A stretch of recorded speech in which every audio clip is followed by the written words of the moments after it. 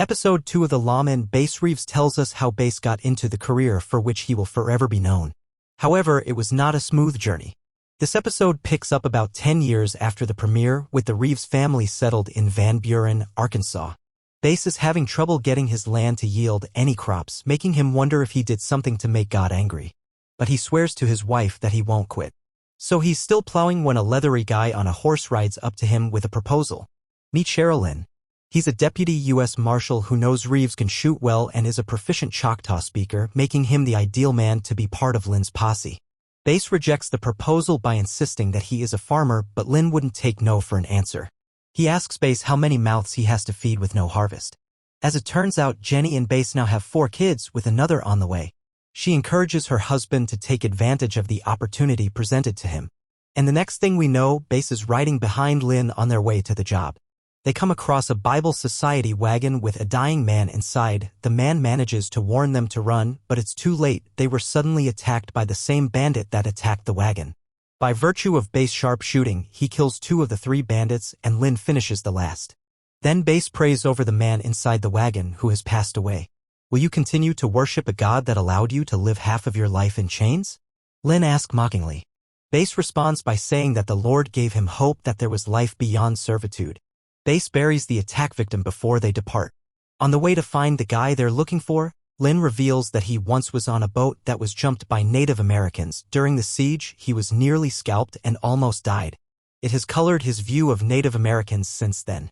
The next day, they arrive at the house, which they believe belongs to a man named Charlie, in order to arrest him. But when a woman inside won't open the door, Lynn just starts shooting up the place. Bass stops him, bars him from entering, and then uses his speaking skills to learn that the woman is Charlie's cousin, not his wife. And she is annoyed at her cousin too. She tells him where to find Charlie. He gives her some money to go toward repairing her home, then he promises to keep her word on what he finds out. At Charlie's hideout, things go south very quickly. Bass and Lynn get into a shootout with the outlaw. Lynn takes a shot at his arm. And then, while Bass is trying to talk the guy into coming out, Lynn just goes ahead and sets the house on fire. Charlie runs out, engulfed in flames, and Bass has no choice but to shoot the man in the head in order to end his suffering. Brass was annoyed at the marshal for burning a man alive. That night by the campfire, Bass dresses Lynn's wound while the marshal drinks and yammers on about how sometimes you've got to be judge, jury, and executioner. Brass was so annoyed by the nonsense coming out of Lynn's mouth that he couldn't restrain himself from giving the marshal a surprise punch.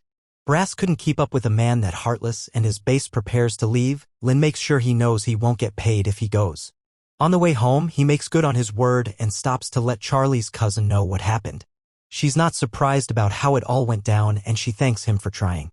At home, Bass' family is happy to see him, and he's surprised to see that Jenny bought a piano in his absence. After all, they've got a nice chunk of change from his previous job. She was hoping that her husband would come and pay for the piano until he told her that he hit another white man and lost his job. He apologizes to her and promises to find a way to pay for the piano. But he won't have to. Lynn rides up the next day with 2 other men. He says he would have done everything exactly the same way, provided it meant the 2 of them left the job alive. Bass says he wouldn't change any of his actions either, which seems to amuse Lynn. Lynn tells Bass that he is the most earnest man he has ever met, and so he's talked to Judge Parker, and the judge wants to make Bass a deputy U.S. Marshal. Lynn asked Bass whether he could handle the weight, and Bass replied confidently, "I know I can."